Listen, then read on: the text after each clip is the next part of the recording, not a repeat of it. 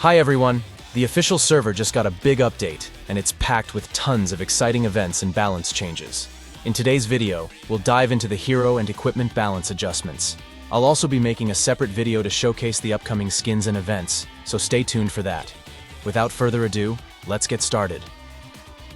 In this update, a lot of heroes received adjustments, and we're kicking things off with Shouyue. He's undergone significant changes, and this patch will likely reshape his gameplay entirely. The developers are shifting his focus from sniping to making his basic attacks more impactful, emphasizing attack speed over his sniping shots. First, let's talk about his basic attacks. The attack interval has been buffed, lowering the delay to just 1 second. This means Shouyue can now attack much faster. However, his physical damage has been reduced by 100%. So, while he hits more often, each hit deals less damage. Now for his passive. This has seen a major overhaul. If Shouyue doesn't attack for at least 2 seconds, he gains up to 5 ambush stacks. These stacks grant him 20% physical pierce and an extra 40 to 80 precision. But here's the catch. The bonus stats don't increase with each stack. The benefits remain the same whether you have 1 stack or 5. Each basic attack consumes 1 stack, while using skills will clear all ambush stacks. Additionally, for every 40% increase in attack speed, the time required to gain ambush stacks reduces by 0.25 seconds, down to a minimum of 1 second. This means higher attack speed lets you stack faster. And for every 1% increase in crit rate, the damage of his second and ultimate skills is boosted. Moving on to his first skill, its mechanics have been adjusted. Shouyue now gains stealth when moving within the range of his scouting device, but he can also gain stealth near walls or terrain, just like before. While in stealth, his movement and attack speed increases accordingly. Attacking or using skills will break the stealth. When stealth ends, he gets a temporary attack speed boost for 3 seconds. The cooldown for stocking his first skill has been lowered to 35 seconds, but scales slightly slower as the game progresses. Plus, the cast time is now quicker. Now for his second skill, the sniping mechanic has changed. The aiming time is now tied to attack speed. Every 40% increase in attack speed reduces the aiming time by 0.25 seconds, down to a minimum of 1 second. So he can now aim faster with higher attack speed. Similarly, exiting the aiming state is also quicker, and scales with attack speed. Now every basic attack hit reduces the stock time of his second skill by 4%. They've also lowered the early game stock time and increased the base damage. Now let's talk about his ultimate. Its cooldown is now connected to his second skill, meaning they share the same stocked bullets. After activating his ultimate, Shouyue's basic attack range is buffed in the early game. However, the dash distance has been reduced by 100 units. His movement speed boost and the slow effect on enemies have also been slightly nerfed early on. So, overall, Shouyue's mechanics have been completely revamped. With these changes, he can now focus on crit and attack speed builds to make the most of his basic attacks. Sniping isn't as crucial anymore. You'll be dishing out consistent damage through basic attacks. This rework will undoubtedly shake up his playstyle, and I'm excited to see how he performs. So let me know your thoughts on these adjustments in the comments below. Next up is Wuyan, who received some notable adjustments in this update. First, her first skill's enhanced basic attack now deals more additional damage, making her pokes more effective. Her second skill has been improved as well. The cooldown is reduced in the early game, allowing for more frequent use. The base damage is significantly increased, and the bonus damage now scales with extra physical damage from items. However, the damage dealt at the center of the skill has been nerfed. Moving on to her ultimate, the movement speed boost now scales with each upgrade, increasing by 5% per level, for a total of 15% bonus movement speed at max level. This makes her even more mobile as the game progresses. Additionally, the shield value from her ultimate has been adjusted. It now scales with tank items instead of physical attack, giving her better survivability when building defensively. Overall, this is a solid buff for Wuyan. These changes allow her to equip tanky items for more sustain without sacrificing too much damage. Next up is Daji. No, it's not her long-awaited rework, but she did get some buffs in this patch. Let's start with her passive.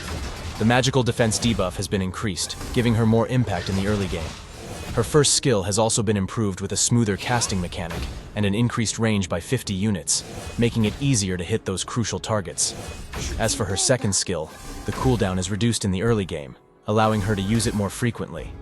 The same goes for her ultimate, which now has a shorter cooldown early on, giving her more opportunities to secure kills. Overall, these buffs make Daji more effective in the early game, and just in time too, as her flawless skin is likely on its way to the global server soon. Diaochan is up next, and she receives some solid buffs in this patch. According to the devs, her playstyle often forces her to get up close and personal with enemies, so they've decided to make her a bit more durable. Her base health and base physical defense have both been increased, giving her better survivability during fights. Moving on to the next hero, Nezha, he's also gotten a boost to his base stats. Just like Diaochan, his base health and base physical defense have been increased, making him a bit tankier in battles. Musashi received some important adjustments in this update. First off, his base movement speed has been increased, making him a bit more mobile on the battlefield. The extra damage from his single stack now applies when the target's health is below 50%. It now deals 40 to 80 damage, scaling with physical items. However, the damage based on the enemy's lost health has been nerfed, now dealing 6% of the enemy's lost health instead. His first skill's base damage has also been adjusted.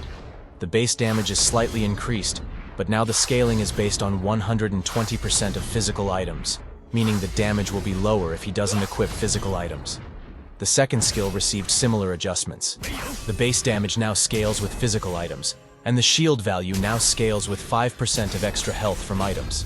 Lastly, his ultimate's base damage has been increased, but now scales with extra physical attack. Overall, these changes seem like a nerf to tank build Musashi. His damage no longer scales with tanky items but is now more reliant on physical damage items. This update shifts his playstyle towards a more offensive role. Fuzi, the old man, received some buffs in this update. His movement speed has been reduced by 5, but his base health has been increased to help with sustain. Both his first and second skills are buffed in the late game, making him stronger as the match progresses. Additionally, his ultimate skill's damage scaling has been increased, allowing him to deal higher damage later on.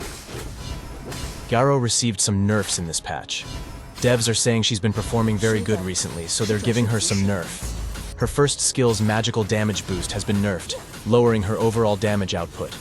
Her second skill's cooldown and the slow effect have also been nerfed in the early game, reducing her control potential early on. Garo's ultimate skill has received some nerfs. The attack speed increase within the magic circle has been removed, but she now gains 20% movement speed instead. Furthermore, the buffs received when the magic circle is destroyed now only apply to Garo, meaning her teammates no longer benefit from the circle's destruction.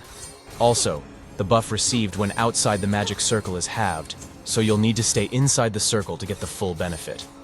Overall, this update is a solid nerf to Garo, reducing her power and impact in various areas. They've also made some adjustments to the battlefield in this patch. First off, the devs finally listened to our complaints and buffed the tower damage. Now, each consecutive hit from the tower will have its damage bonus increased from 60% to 65%, with the maximum bonus raised from 300% to 325%. This means towers will pack a stronger punch, making it riskier for enemies to dive under them. In addition, the cooldown time of the teleportation portal has been reduced by 50%, cutting it down to just 45 seconds. This change allows you to use the portal more frequently. Now let's talk about the item adjustments, which will heavily impact the current tank meta. Let's dive right in.